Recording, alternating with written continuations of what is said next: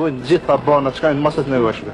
Ajo ka qenë me datën 7 prill 1999 dhe një prej tyre ka qenë edhe vendi ose ambienti ose shatori ku qëndronte Drenosha së bashku me nanën e saj dhe vllavin, ku të dytë në atë moment vdesin, bien, do të për shkak të granatës, kurse Drenosha e pat fatin të shpëtoj.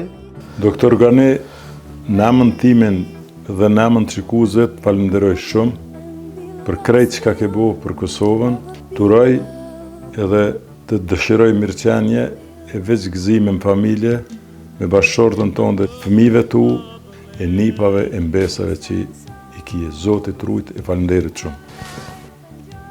Falenderoj edhe shumë. Falenderit, Zotit rujt. Falenderoj shumë. Për këto dhe shumë të tjera, në bashkëbisedim ekskluziv me mjekun e luftës, Dr. Gani Halilaj, këtë të diel në ora 17:15 në KTV, në emisionin Fakte me Adnan Merovcin, pjesa e 2.